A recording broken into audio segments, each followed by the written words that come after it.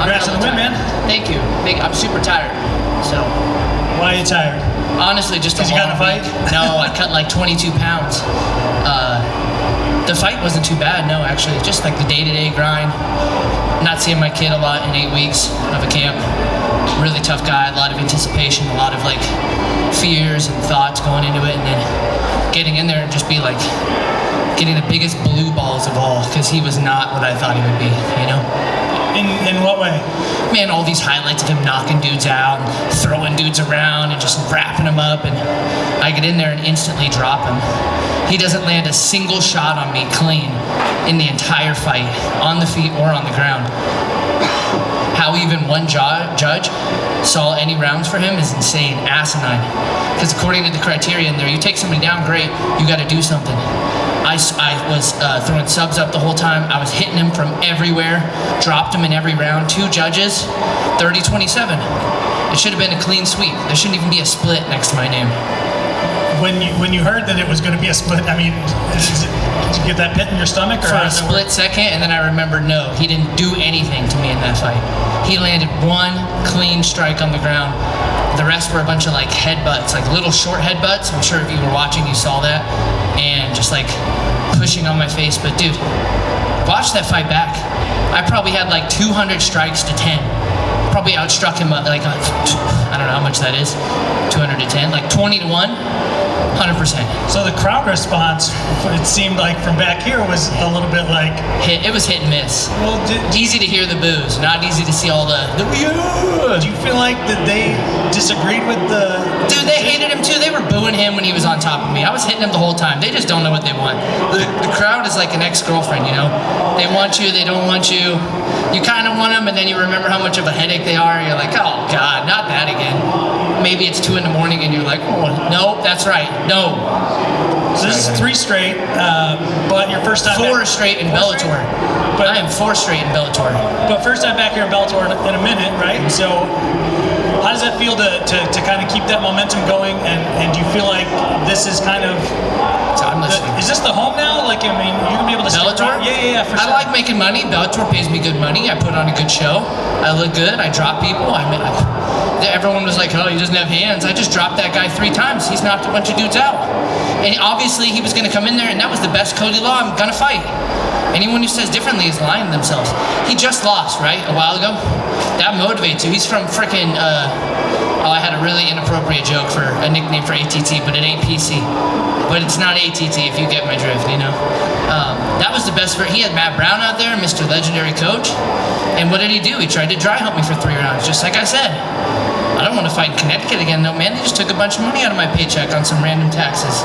Man, but I am 4-0 in Bellator right now. I'm on a 4-fight win streak. I'm doing good. I actually really liked watching that Kai Kamaka guy. I want to throw down with him in Hawaii in April. I have respect for Mahalo, baby. Mahalo, much love. I don't know, one love. I don't speak native Hawaiian. I'm sorry. But I would love to fight that guy in April. You guys like that? I was going to ask you what's next, but you just called it, man. I don't want any of those top 10 guys. I don't really care. I thought Cody was number 9. They changed the ranking. He was number 9 like 2 weeks ago. Now he's not number 9. And that's not cool. They shouldn't take away his ranking right before a fight. So, because it's my ranking to take. Kay Williams from Can Chronicles Media. You know, Kay Williams from Can Chronicles. I went like this, yeah? There we go. I noticed some taunting out there, man. Was that implemented to kind of wear him down mentally? What's your name again? Ken from Ken Cam? Media. Ken, K-E-N. Ken? Yeah. Have you ever met me before? I have not. I don't stop talking. It ain't nothing personal. It's just I teach a lot of kids every day. I raise my son from home. You know, he's going to be homeschooled in another year from me. And talking's the best thing you do with your baby. It's the best thing you do to your baby out in the cage there. That was my baby out there. I talked to him. I let him know. I said, oh, close, very close, oh, almost. Oh, hey, that was a good one. And then 3 more back at him. Man, just another like couple seconds. I just get too excited. Be hitting people. We're working with my coach Pablo over at Warrior Camp. Just amazing, amazing striking over there. Amazing everything, frankly. It's my fault. We could have got up way earlier. We trained that all camp. I just was hitting him so goddamn much. I'm like, dude, I'll chill out here all day. So. And as far as difficult fights in your career thus far, where would you rank this? It's in the middle. Just in the middle for sure. It wasn't my hardest. It wasn't my easiest. It almost was my easiest though. Almost put him away in the first.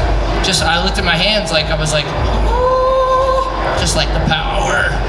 Congrats on the win. Thank you. That guy's like, no way. No, I'm not interviewing him. I hate him. Cody Law is his friend. Hey Chris, you touched up on the first round. You know, you taunted him, and then he jabbed you up, and then you were like, you know, because he hit my glove. Yeah. He didn't land clean. Yeah. So just relive that moment for us, and what was going through your mind when you dropped him in that instance? I was just thinking, man, this guy really thinks he's a striker, but I'm a striker. I was a striker before I was a Jits guy. I'm an MMA fighter, but I am definitely a high-level striker. And if you disrespect that striking, you're going to find out in there. And he found out quick. You know what I mean? He was not at that level. I am a top 10 level fighter. I think me and Kai need to fight it out for a ranked spot. How do you see yourself getting? I know you just got done with a fist fight, but how do you see yourself getting the hand raise if you were to fight Kai Kamaka? One of us is going down. Most likely him, because I've never been dropped or knocked down. I liked this fight with Kevin. He looked good out there. I saw things that I could take advantage of. I'm not Kevin. I like Kevin a lot. We've grown up around each other, but I'm not Kevin. You know, I'm here to stay, make an impact. And last question: why were you humping the cage afterwards? Because one of the front row, whatever management guys was like, he was like, "Is it okay if I get inappropriate here for a second? Do you guys care?" He was like, to me, and I was like, that's what your boy was doing. He was all up in my grill, you know. And then I was like, he's over here trying to hump me, and I'm lighting him up. So he was just annoying me. I mean, like there's kids and everything, like right there, front and center, and this grown, like 35-year-old man is doing this to me. I know it looks embarrassing in the interview now, but I let everybody know before I did it. So. Chris, that guy. Now that we're not being PC, yeah. What do you want to call American Top Team? No, I can't. No, because it's like a sexual orientation joke, and you can't make those jokes anymore. But it's like the kind of you would say in high school you used to get away with, you know. Chris, Alger Gordon from the Fight Dialogue.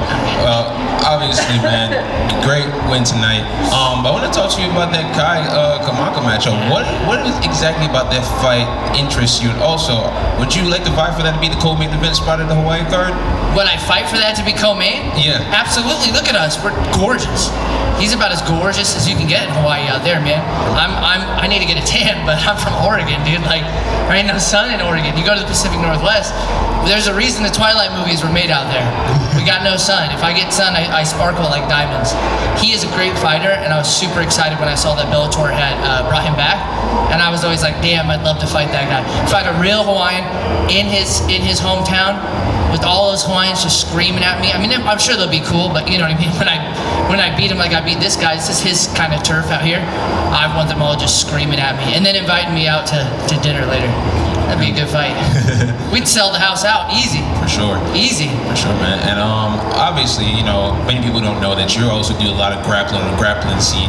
You thinking about getting back into that soon, or you just going to take some time off? My other coach, Ryan Fortin, is a really badass black belt under Barry Yoshida, and he really not argued, but really conveyed to me the importance of just sticking to jiu-jitsu, because I'm getting like top 3 in all these like high-level jits matches against top black belts in my weight class in the world. No other fighter out there, none of the fighters in the Bellator roster, not a single one of them has gone out and grappled the kind of people I've been grappling and having success. You know what I mean? At black belt level, you know. So it's cool that we're having these kind of close MMA fights, but give me no time limit. Everybody's getting subbed. Everybody's getting finished. I could go all day out there, you know. And my last question for you is obviously what are your thoughts on the Felipe Pena Gordon Ryan 4 matchup? What did you think about that? Gordon Ryan is the best ever, period. I got to train with him in Danaher after I beat AJ. I pretty much have like an open invitation, I think, after smashing. Everybody, you're welcome, by the way. I got rid of AJ Agazarm from MMA. I did that. Don't forget, that I got rid of that nuisance, and because of that, I have an invitation around the world to train with anybody now. Thank you, AJ. What's up, Chris? Do you feel like there was a single moment out there that you felt you were in danger? No, never. Even when he passed, boom, reverse triangle, elbow. He escaped. Dude, the ref messed me up. I had him in a deep one, I think in the 3rd round. Deep reverse triangle. He's gurgling, and he's like, get your fingers out of the cage. I had a fist pushing into the cage to push and cut the angle. And then when he saw that, he's like, oh, my bad. And I was like, no worries. And then I loosened up the triangle, and Cody was like, raw. And then boom, I locked him up in it again. The judges, referees, and the commission all tell us the day before, this is what scores on the ground. Subs, strikes, passing is great, right? He didn't really pass, and when he did, submission, back to guard. You know, there wasn't a single moment of that fight he controlled other than being against the cage and staying on top. But that means nothing. And was he returning any of those verbal jabs out there? No, very polite. Super polite. And all week and after the fight, was he polite? He kept a respectful manner? Yeah, but I got inside his head. No Philly boy is coming in here shaved and tanned like that. That man, I thought the spray tan was going to get on me. I thought I was going to be Trump orange after this fight. You know what I'm saying? You don't come from Philly and look like that. Man spent too much time in Florida or in a tanning bed. And he was freshly shaved. He was prickly even. I felt his chest on me for a moment, and it scratched me. All that freshly shaven chest hair. You know what I mean? Yeah. Come on, it's weird. You were very confident throughout all of fight camp. Why do you think they keep feeding you these wrestlers, and why do you love to fight wrestlers specifically? I don't know, man. Either Bellator really, really likes me, or they just fucking hate me. One or the other. I assume that they really like me, and they're just trying to just give me, I think maybe they're trying to give me a path to the title by showing me, yo dude, you got everything but wrestlers holding you down and trying to suck you off. Like, can you get your shit together and figure that out? So, but I also maybe give me better wrestlers that are like, if they actually hit me, I'll do something. But they're not even hitting me. Watch that fight back. 3 punches landed in the whole round. I'm blocking every punch, I'm rolling with every punch, throwing a sub up. And you said you were tired when you got out here first, but you seemed pretty fresh out there towards the end of the fight. It seemed like you could have gone maybe 1 or 2 more rounds. I definitely could have. It's more of just a general fatigue. Are you a father? No. Right, so my kid is about to turn a year and a half old this 28th, December. And it's just been me and him, every day, all day. And it just wears on you. Like, I fell asleep 4 times in the last day and a half. The other fighters and shit were making fun of me because I was an old man. We'd be sitting there waiting for medicals, and I crossed my arm, and I didn't hear dad, and I was just like, so anytime I'm away from my kid, coach will tell you I'm sleeping or I'm training.